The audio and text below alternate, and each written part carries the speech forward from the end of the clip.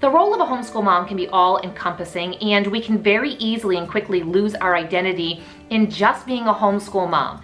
So how do we maintain our identity as a woman, as just the various roles we carry in life? That's what we're going to talk about today. Welcome to my channel. I'm Leigh from Little by Little Homeschool, and I'm so glad you're here today. Right here on this channel is where I share tips and tricks, sometimes curriculum, just the real life, and just how we do homeschool. We are in our 11th year of homeschool. I've graduated my oldest, and I have a middle schooler and a high school this year. If you have not already, go ahead and hit that subscribe button, but let's get started on today's video. Now that you're a homeschool mom, you'll find that your identity quickly gets wrapped up in that, because we know that it takes a lot of our time, our energy, our focus is on our children. If you have a large family or even just a couple of kids, even if you just have one child, it takes a lot of our time. We're thinking about curriculum, we're thinking about our routine, we're thinking about field trips, we're thinking about all the different things that we want to do with our homeschool. We're trying to problem solve. Maybe they're not quite getting a certain concept and we're trying to think outside the box. How can we get them to wrap their minds around that? What are some science experiments we can do? There is just so much that goes into homeschooling, and it doesn't stop after the first couple years if you're new to homeschooling. Sorry to let you know that there just still is so much. However, through the years, you will start to realize that you cannot wrap up your entire identity in the fact that you are a homeschool mom.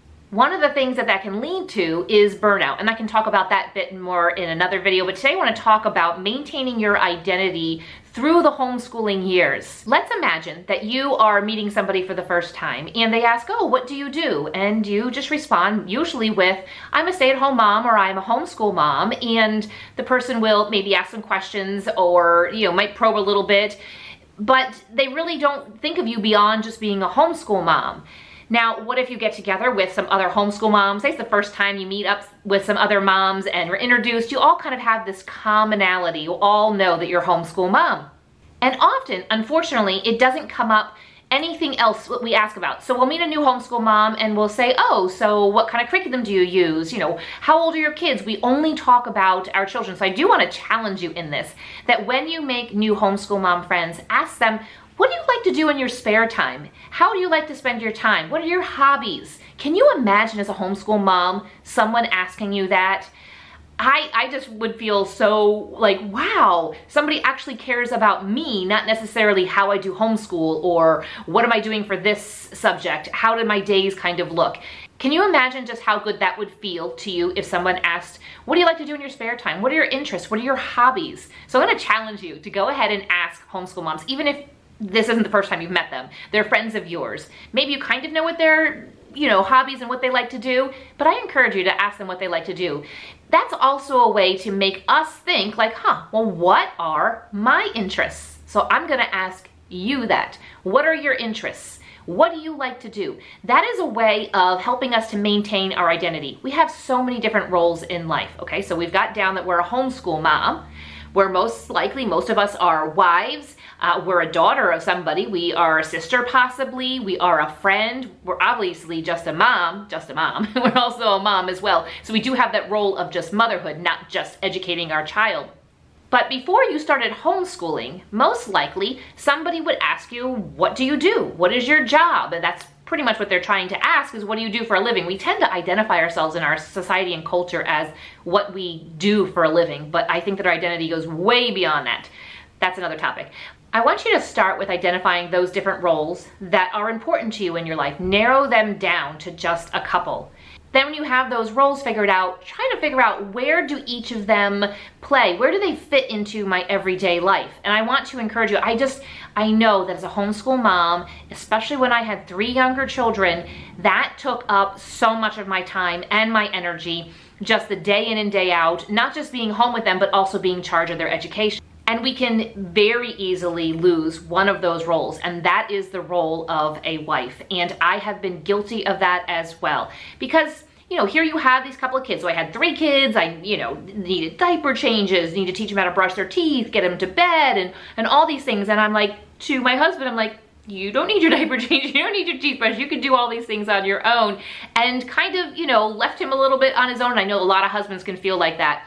And so I want to encourage you to remember that before you were a mom, before you were a homeschool mom, you're also a wife. So try to carve out times. One of the things that my husband and I have been doing, and it's probably been about 5 or 6 years, is we take Friday nights as our date night. Now, during most of this time we have been, well, we're always pretty much on a budget. He keeps me on a budget. But we have always tried to do things like date night. It's nothing extravagant. We usually don't go out. Once in a while we will go out, maybe get some dessert, or maybe even out to dinner. But Friday nights became our date night at home, is what we would call it. Able to do it on a budget. We would get a chance to talk over some things, have conversations. Sometimes I would have a list of things. It was also, when we first started out, I said, this is gonna be like a no cell phone kind of time. So we'd put those aside, turn them off. We're not always that good at that, unfortunately. Sometimes we want to share things. Oh, I wanted to show you this video, I wanted to whatever. But I want to encourage you to stick to that so that you don't have that distraction. What do we do with the kids during this time? They're still home as well. This would be something that you could do as your kids get older. Mine were all, my youngest was probably like mid-elementary school, and my oldest would have been late junior high, middle school time period. So she would be kind of in charge of making sure that he got to bed. But our kids came to enjoy Friday evenings because we would have a date night. We would go off into our family room, you know, have time to talk, I'd make popcorn or something. We'd probably watch a movie, just some way just to kind of separate from them a little bit. But they also had a really good time, and they still are like, oh, and if for some reason we aren't doing this on a Friday night, like, oh, no date night? Because I think they enjoyed the freedom a little bit that they had. I may probably make them some popcorn too, and they would hang out in each other's rooms, sometimes play games. But I found that it also kind of bonded them too. They'll bring the dog into their room and they'll just kind of have fun together. So I want to encourage you to remember that you are a wife as well, and to work at carving out time that you spend together. I know that sometimes in that season of life when the kids are really little, you have babies and you're exhausted, it doesn't have to be a specific set aside night. Maybe it's just a half an hour here or there and you just sit down and talk face to face about things.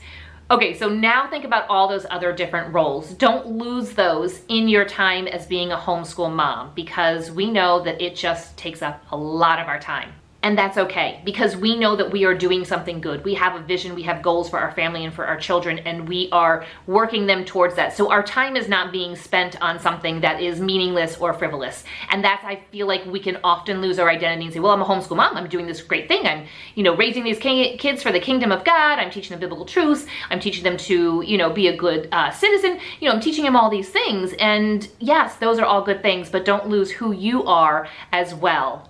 Right now, I want to ask you this question. What do you like to do?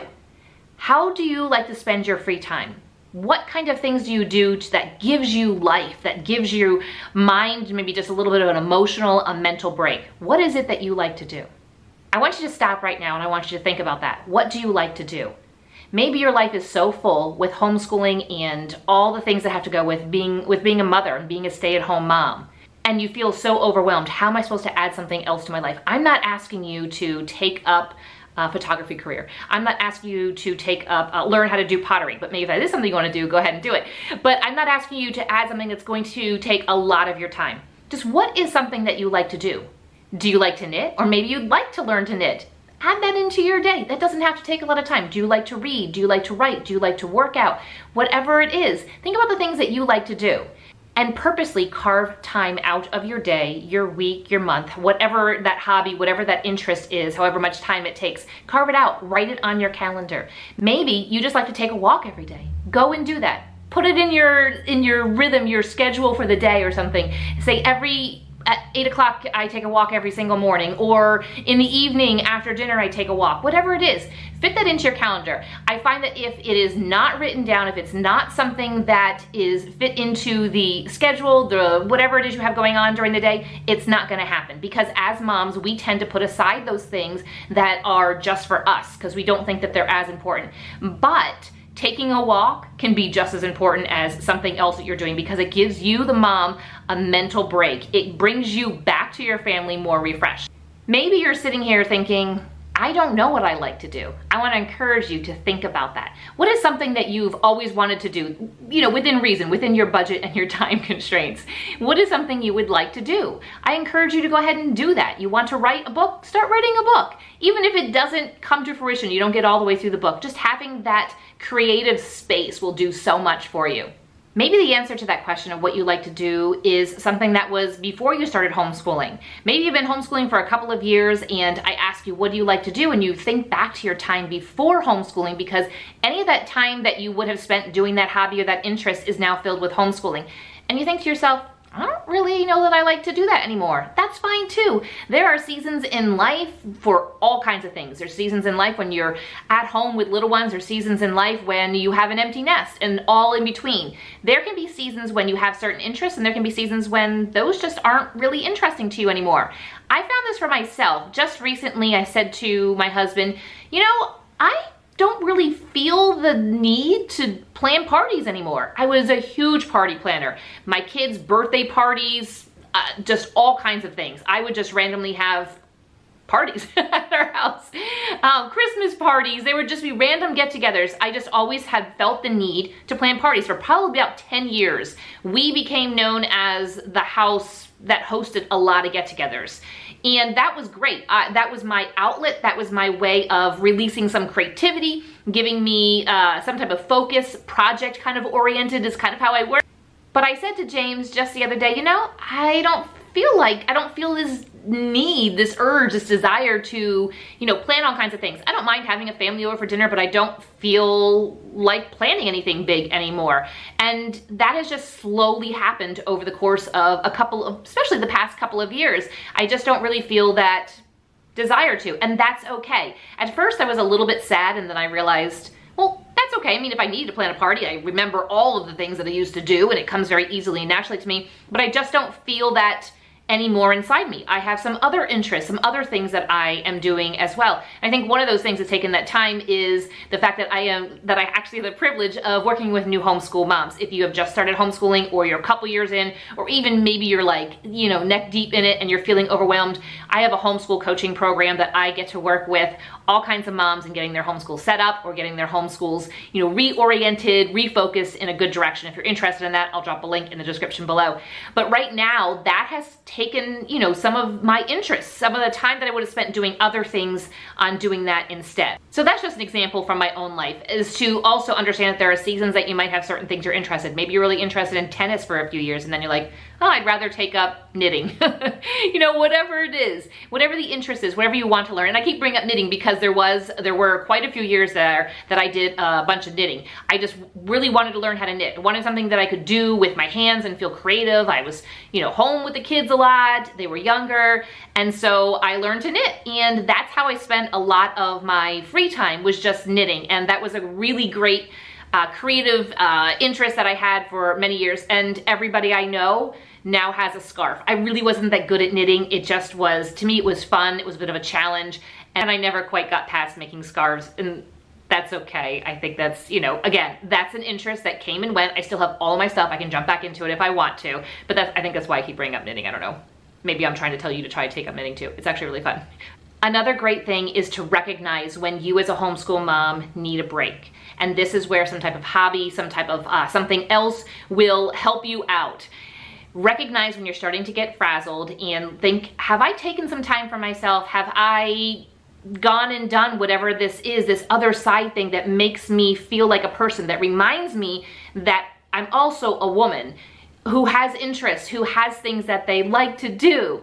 So I encourage you, if you're starting to feel a little like your brain is just about to burst, you're maybe short-tempered with your kids, to think about, am I carving out time for myself to pursue my own interests?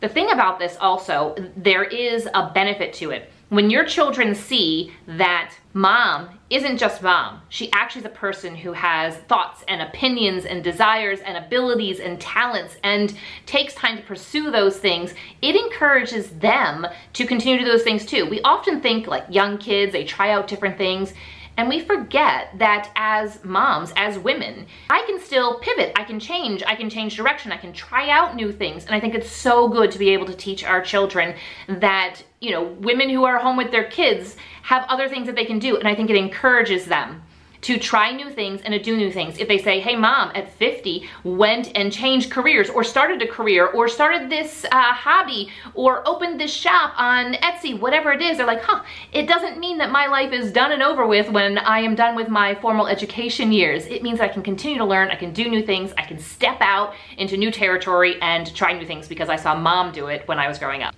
One trap not to fall into as a homeschool mom is to not tie up your identity as a person, even as a homeschool mom, to your children and their behavior. Because guess what? They're not perfect. They're not going to be perfect. They're going to be naughty. They're going to do things that will disappoint you. And if our identity is tied up in their behavior, we're going to be disappointed. I want to encourage you not to get caught up in that and think that, your kid went and did something wrong. Somebody said, hey, I saw your kid doing this, and not to take it personally. Maybe it's just an area that there's a little bit of character development that needs to happen. We do the best that we can with the resources, the time, the energy, and that which God gives to us during those years that they are in our home. And if we tie our identity as a person and we value ourselves based upon what our children do, we're going to be let down because our kids are going to disappoint us. Everybody's going to disappoint us at some point, but as a homeschool mom, we can really think that the value of ourselves, and we can think that other people are judging us based upon the behavior of our children. And I can tell you right now, I am absolutely guilty of this. Doesn't mean that we should let our kids just run crazy wild and not pour into them character and the fruit of the Spirit, teach them that. It doesn't mean that we shouldn't do those types of things. It just means that we do the best that we can and not to take it personally when there is bad behavior with our children, because it's going to happen. And even when it comes to their schoolwork, don't take it personally. Don't take it as your identity is wrapped up in your child. Well, they're a straight A student. They excel in these certain sports. Those kinds of things. Our identity needs to be separate from our children, because what happens as they get older is that our identity will really get lost. We'll go through a really tough time if we don't have something necessarily for ourselves. And you might be saying, okay, Leigh, this is all great and all, but I have a dream that I would love to perform on stage. There's a local acting company and they put on a play once a year and I would like to go and do that, but my family is not into it.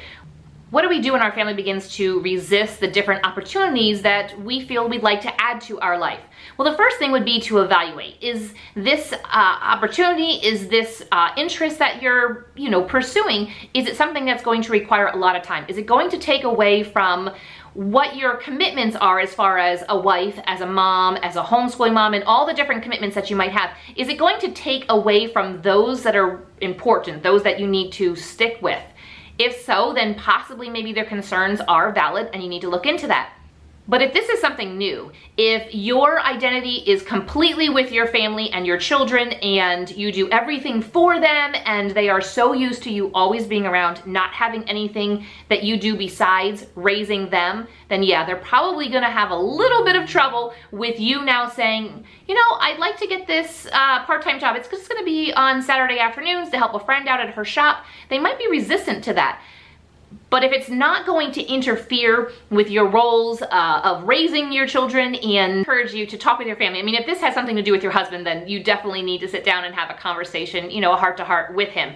But sometimes our kids can become resistant to, well, mom's not here to make me my sandwich right now today. I mean, it is Saturday, why isn't she here? Well, those are actually really good opportunities for our kids to become more independent, because guess what? The goal is for our children to become independent and to move out of the house. That makes me really sad to say, but we want to raise children that can function well out in the world in whatever ways, morals and values that you have raised them with.